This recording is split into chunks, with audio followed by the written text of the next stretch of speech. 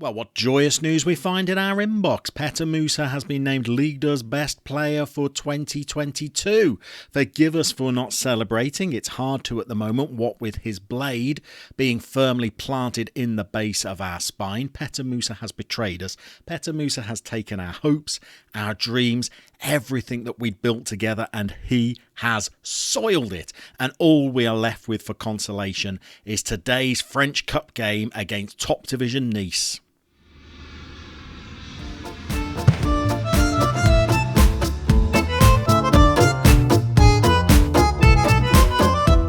So here's the situation, boys and girls. Petter Musa may have played his last game for Sporting Club Toulon or any club managed by Tonton Lama Makoko. We've been struggling to get him to sign a new contract all season. He's actually still on a part-time contract from when we were in the French third tier.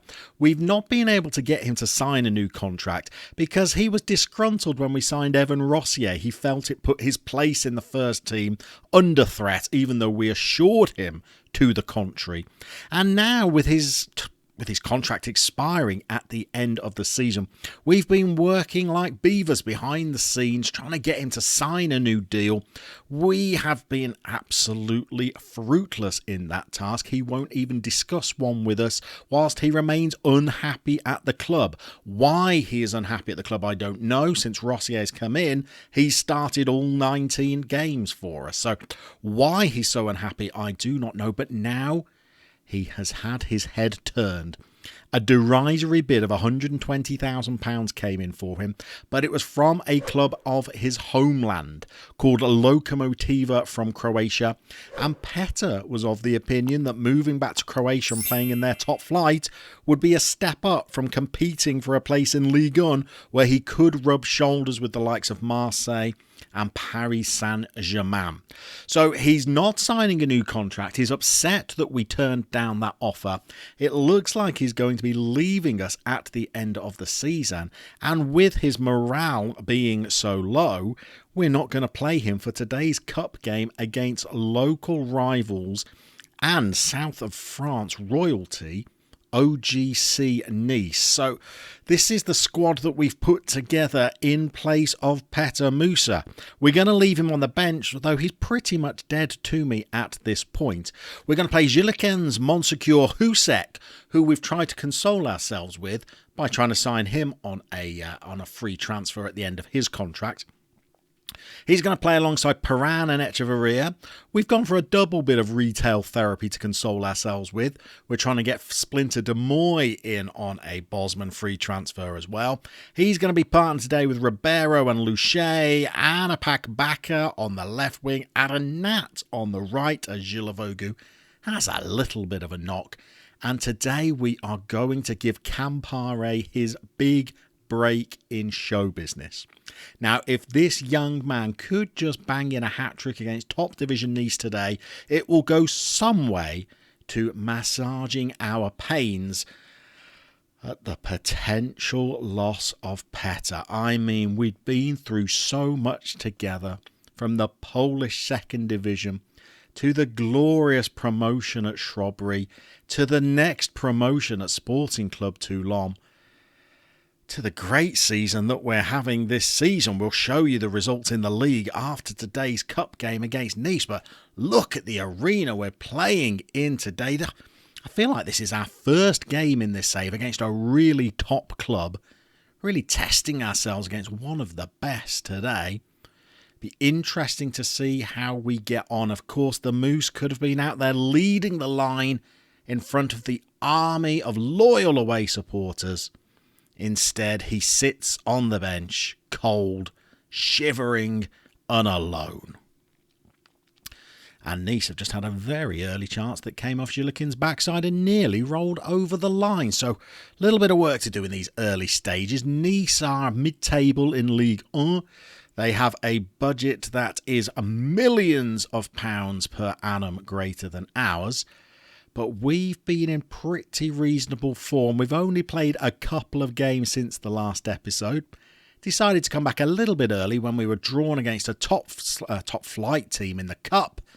As we hit the bar now with a nice little effort. Yeah, as we were drawn against one of France's aristocrats in the Cup. And we had Moosegate on our hands. We thought we might come back a little bit early as Montsegur gone and got sent off. Course he has. Course he has. Did it on his first ever appearance for the club. And now he's done it in a big game for us as well. So tactical reshuffles are required. So here's what we're going to do. We're going to move Echeverria up as a wing back. We're going to bring Backpack back and play him as an Anapak backer wing backer. And we are going to substitute Arenat for another defender. We've got 17-year-old Syed on the bench. He's going to make a back three. We're going to go from positive down to balanced. And Arnaud Montsegur really has put us into a little spot of bother there, hasn't he? Find our way back in the game a little bit, though. We've had 4 shots, 2 on target. Here comes the counter-attack. He's going to go coast to coast now as he starts his hat-trick. He's going to make us feel like Musa was never part of the club. Okay. There's Syed. Okay, the substitute makes a insecure start, shall we call it. But we did not see the Musa thing coming. We knew he was stalling about signing a new contract, but we thought he was just getting over the signing of Rossier. We thought that, well, eventually he'd want to sign a new deal and all would be fine. And to kick up such a fuss about joining a club in the Croatian top flight. I mean, if it was a team in England, maybe we'd understand it. We know that the Moose always wanted to play in the Caribou Cup, but NK Lokomotiva from Croatia's top division? Is that a step up from Ligue 2? Not sure it is. Splinter de Moy's been booked. The boys are looking solid, although we're not really threatening. Let's see whether if we just push one of our wing-backs a bit further forward. Splinter's there to cover if he gets caught upfield. Could we nick something on the break? I don't think there's replays in the French Cup, so this would go to extra time, I think, which we don't really want because of the tiredness factor in our small squad. Transfer window in France has opened today. We don't have any money, but, well, maybe signing a new striker might be necessary unless Campare can be a hero. Yes! Moose-hoo! Nathaniel Campare does the funky chicken on the edge of the box. He's got his elbows are wriggling. Who set that up for him? It's the playmaker Ribeiro. God, he's like silk in that midfield. And, well, that is a composed little finish.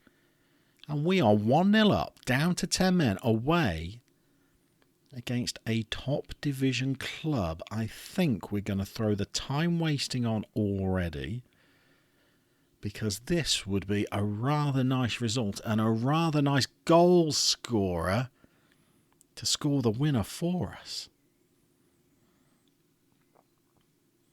There is only one way back for the Moose. If he turns down any overtures from other clubs to sign on a Bosman for them, and then comes crawling back to us, ready to accept a contract on a massively reduced salary, I'm thinking £3.20 an hour, we might take him back into the fold. 5 minutes left. I think we're going to go full time wasting. Very cautious about dropping too cautious. Don't want to invite too much pressure. As soon as we digested the Musa scandal, we did go straight in to try and sign Husek. So a contract is agreed in principle with him, so he could be here permanently next season. And Splinter de Moy as well. I mean, why wouldn't you? So they've both accepted contracts, but they just haven't confirmed the deals yet. Oh, that is an absolute sitter that he's missed at the far post. But the deals for Husek and de Moy would go some way to making us feel a little bit better about the potential loss of the Moose. But we have a dilemma. We'll show you the league table after this game. We're not a million miles off the promotion playoff places in France. And yet we don't have our first choice striker happy and available. There's Backpack. 2-0 away from home. OGC Nice. The boys, I've tried to shield the boys from all of the infighting between myself and the Moose. They must have picked up on some of the tensions, but it's not been reflected in their performance today. And Mr. Backpack playing as a wing-back, he looks like he might just have got us into the next round of the French Cup. Our first little cup run in this career. Let's not speak too soon. They are coming at us now, but there's Gillikens, safe hands. I hope the Moose is watching. This could have been him out there, putting himself in the shop window if he wanted. I'm afraid Campare looks like he is going to be the hero of the day. I think the referee wants to get that whistle to his lips now. We are over the 5 minutes of added on time. Big crowd in as well. I hope we get to split the gate receipts. Gillikens takes a dive for the camera. No rush, Gilly. No rush at all. Oh, we're playing a 17-year-old and we're down to 10 men. Where's the referee's whistle, by the way? We're coming up to 96 minutes now. Put them and us out of our misery. As Echeverria gets it away. Come on, ref. There we go. 2-0. Wow. Away from home. 10 men. I can't think of many better performances by Sporting Club Toulon this season or last. So let's just run you through the fixtures that we played since our last game. So the last game was against Auxerre. It was the day of Moose Fest, the Peter Moose public holiday. He opened the scoring for us. We then won 5-0 in the cup. Musa scored a hat-trick.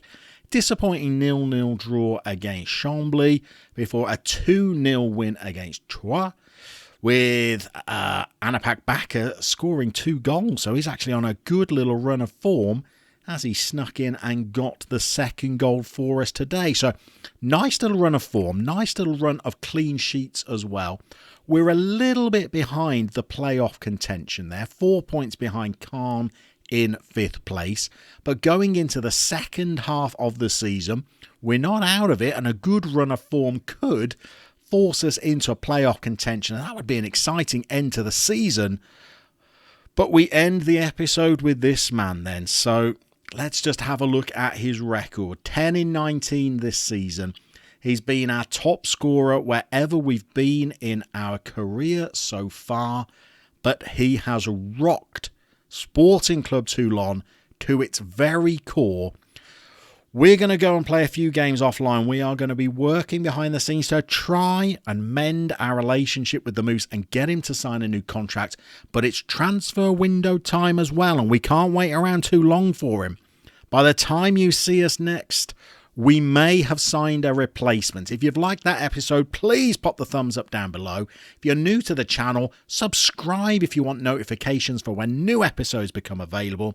If you want more content from this channel, check out Island Dreams, a series that's only just started. You can jump into that to your heart's content, and we will see you very, very soon for some more border adventures.